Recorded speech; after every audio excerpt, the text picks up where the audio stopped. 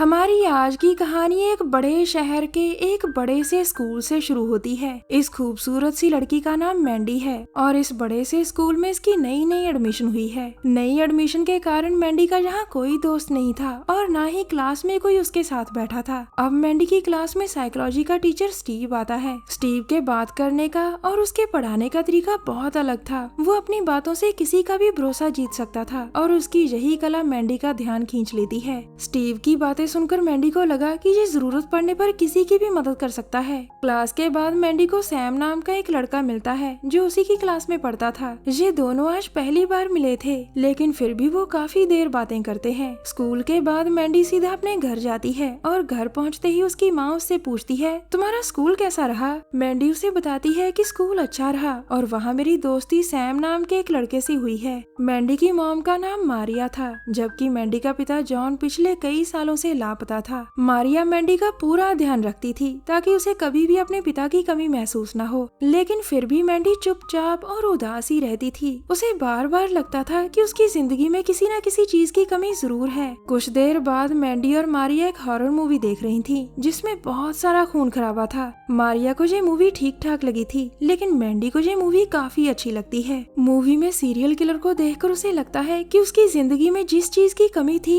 वो चीज है खून खराबा। आज रात मैंडी को सुकून भरी नींद आने वाली थी क्योंकि उसे पता चल गया था कि खून खराबे से ही उसकी जिंदगी में खुशियां आएंगी। अगले दिन सुबह मैंडी की नजर अपने पड़ोसी पर पड़ती है जिसका नाम गैरी था। गैरी की उम्र 60 के पार थी और वो अपने घर में अकेला ही रहता था। मैंडी को देखकर वो पहले उसका हालचाल पूछता है और फिर उसे अपने साथ बियर पीने के लिए कहता है। उसकी बात मानकर मैंडी उसके घर चली जाती है, जिसके बाद वो दोनों बियर पीने लगते हैं। आज कई दिनों के बाद गैरी को किसी की कंपनी मिली थी जिससे वो बहुत खुश था। इसी बीच मैंडी की नजर प्लांट कटर पर पड़ती है, जिसे देखकर गैरी कहता है, आज मैं अपना गार्डन साफ करने वाला हूँ। कटर देखकर मैंडी को कुछ होने लगता है और अचानक वो उसे उठाकर उससे गैरी का पेट चीर देती है। मैंडी के इस हमले के कारण गैरी की आंखें हैरानी से चौड़ी हो गई थी, लेकिन अब कुछ नहीं हो सकता था क्योंकि मैंडी एक के बाद एक कई बार करती है, जिसके कारण गैरी इतिहास बन जाता है। अपना पहला कत्ल कर मैंडी बहुत खुश थी और वो गलती से कटर को उठाकर घर वापस लौट आती है। उसके कपड़ों पर खून और हाथ में कटर देखकर मारिया काफी हैरान थी और इससे पहले वो उससे कुछ पूछती, मैंडी अपने आप कहती है, इसके बारे में बाद में बात करेंगे मॉम, फिलहाल मैं नहाने जा रही हूँ। इतना कहकर वो अपने कमरे में चली गई थी,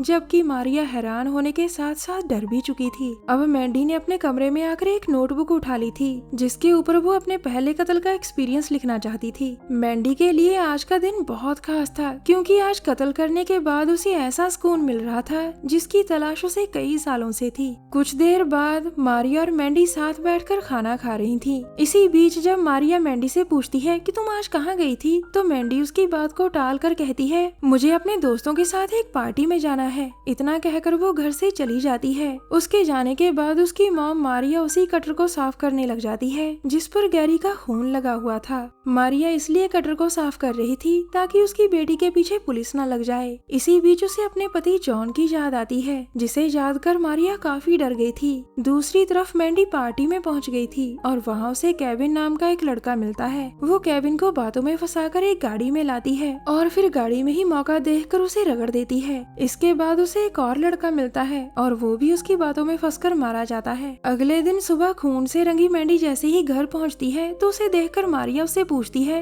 ये तुमने क्या हाल बना रखा है? इस पर मैंडी जवाब देती है, पार्टी में कुछ लड़कों की लड़ाई हो गई थी और ये लड़ाई इतनी खतरनाक थी कि हर तरफ खून ही खून फैल चुका था। उसकी बात सुनकर मारिया समझ गई थी कि मैंडी झूठ बोल रही है, लेकिन कुछ सोचकर वो चुप कर जाती है। दरअसल मारिया का पति जॉन भी एक साइको किलर था जो लोगों को तड़पा तड़पा कर मारता था। जब शादी के बाद मारिया को उसकी सच्चाई पता चलती है तो वो उसे रोकने की बहुत कोशिश करती है, लेकिन जॉन उसकी कोई बात नहीं मानता। थक हार कर मारिया हार मान लेती है और वो जॉन को पुलिस से बचाने के लिए उसकी मदद करने लगती है। जॉन जिन जिन लोगों को मारता था, मारिया उनकी लाशें ठिकाने लगाने में उसकी मदद करती करती थी। इसी बीच जब मारिया प्रेग्नेंट हो जाती है तो एक दिन जॉन उसके सिर पर वार कर वहाँ से भाग जाता है, क्योंकि जॉन अभी बच्चा नहीं चाहता था। लेकिन मारिया को उम्मीद थी कि बाप बनने के बाद जॉन सुधर जाएगा। बस यहीं से इन दोनों का रिश्ता टूट गया था, जिसके बाद मारिया ने कभी भी जॉन को ढूंढने तक की कोशिश नहीं की थी। एक रात सैम मैंडी के घर आता है, जो मैंडी की क्लास में ही पढ़ता था और वो उसका बहुत अच्छा दोस्त था। ये दोनों वीकेंड मनाने के लिए बीच पर जाने वाले थे और मारिया भी उन्हें वहाँ जाने की परमिशन दे देती है। थोड़ी ही देर बाद वो दोनों गाड़ी में बैठकर बीच की तरफ जा रहे थे,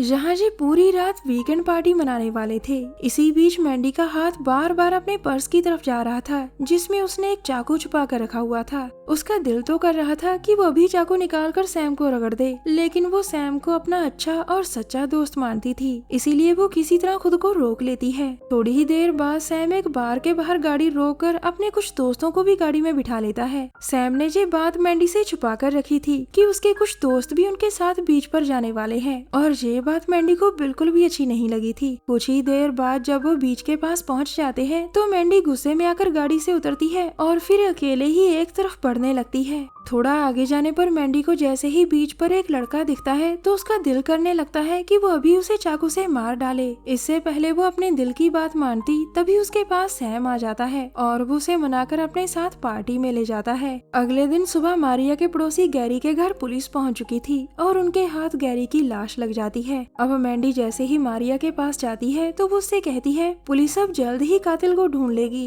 अपनी मॉम की बात सुनकर मैंडी एक बार तो अंदर से डर जाती है, लेकिन फिर वो कुछ सोचकर और कत्ल करने का फैसला करती है। उसने फैसला कर लिया था कि अब वो आस पड़ोस में कत्ल नहीं करेगी और कत्ल भी योजना बनाकर करेगी। दरअसल अब मैंडी पूरी तरह से साइको बन चुकी थी। वो जब तक किसी का कत्ल नहीं करती थी तब तक उसे सुकून नहीं मिलता था। अगले कुछ ही दिनों में मैंडी ने कई लड़कों को अपनी बातों में फंसाकर मार दिया था। वो पहले योजना बनाकर उनसे दोस्ती करती थी और फिर सही मौका देखकर उन्हें मार देती थी। एक दिन स्टीव की क्लास में मैंडी गलती से कह देती है कि वो एक सीरियल किलर बनना चाहती है। उसकी बात सुनकर टीचर स्टीव गुस्से में कहता है तुम क्लास में ऐसी बातें नहीं कर सकती, तुम्हारी बातों से दूसरे स्टूडेंट्स पर बुरा असर पड़ेगा। इसके बाद वो क्लास के सभी स्टूडेंट्स को बाहर जाने के लिए कहता है ताकि वो मैंडी से अकेले में बात कर सारी बात जान सके। स्टीव की बातों ने जल्द ही मैंडी का भरोसा जीत लिया था, जिसके बाद मैंडी उसे सब सच सच बताकर कहती है मैंने अब तक 20 कत्ल किए हैं। उसकी बात सुनकर स्टीव वहाँ से चला गया था और थोड़ी ही देर बाद जब मैंडी स्कूल से जाने लगती है तो पुलिस आकर उसे पकड़ लेती है। दरअसल स्टीव ने ही पुलिस को बुलाया था